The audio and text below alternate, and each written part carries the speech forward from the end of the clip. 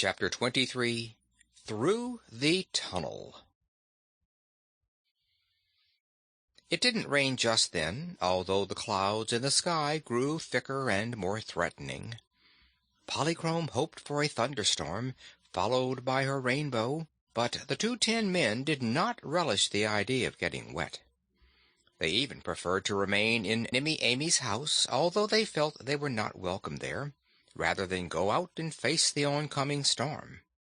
But the Scarecrow, who was a very thoughtful person, said to his friends, "If we remain here until after the storm, and Polychrome goes away on her rainbow, then we will be prisoners inside the wall of solid air. So it seems best to start upon our return journey at once.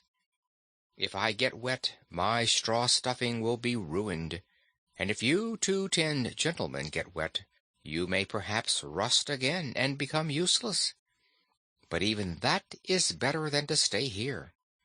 Once we are free of the barrier, we have Woot the Wanderer to help us, and he can oil your joints and restuff my body if it becomes necessary, for the boy is made of meat, which neither rusts nor gets soggy or moldy." "Come along, then," cried Polychrome from the window, and the others, realizing the wisdom of the Scarecrow's speech, took leave of Nimmy Amy, who was glad to be rid of them, and said good-bye to her husband, who merely scowled and made no answer, and then they hurried from the home. "Your old parts are not very polite, I must say," remarked the Scarecrow when they were in the garden. "No," said Woot, "Chopfit is a regular grouch.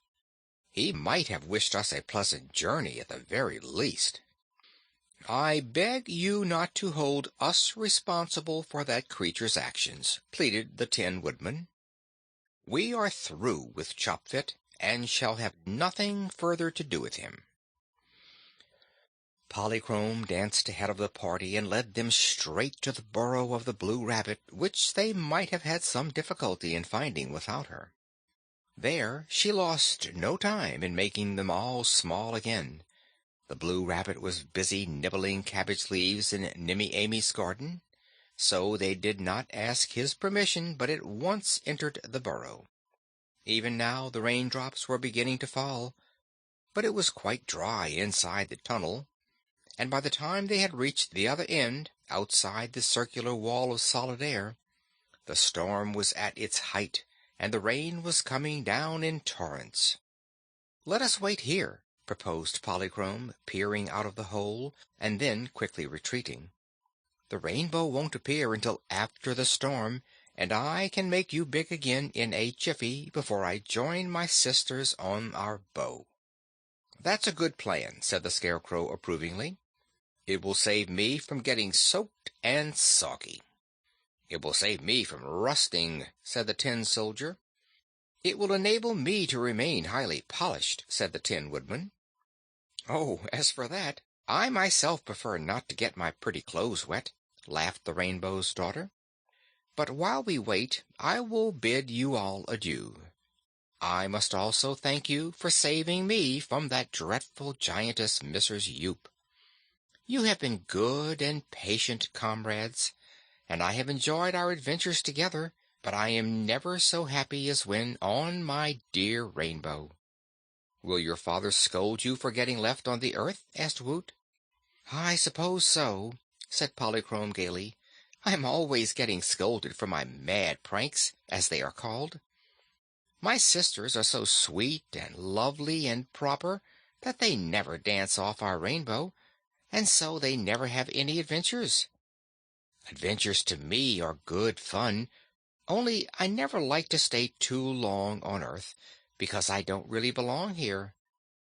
I shall tell my father, the Rainbow, that I'll try not to be so careless again, and he will forgive me because in our sky mansions there is always joy and happiness."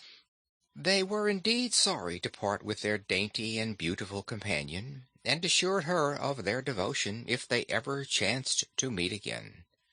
She shook hands with the Scarecrow and the Tin Men, and kissed Woot the Wanderer lightly upon his forehead.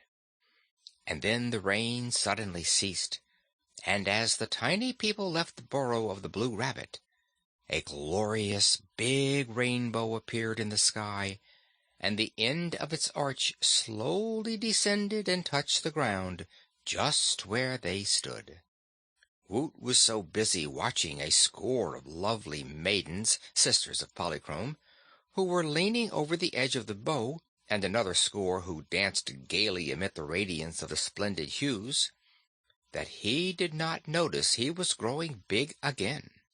But now Polychrome joined her sisters on the rainbow, and the huge arch lifted and slowly melted away as the sun burst from the clouds and sent its own white beams dancing over the meadows. "Why, she's gone!" exclaimed the boy, and turned to see his companions still waving their hands in token of adieu to the vanished Polychrome. End of chapter 23.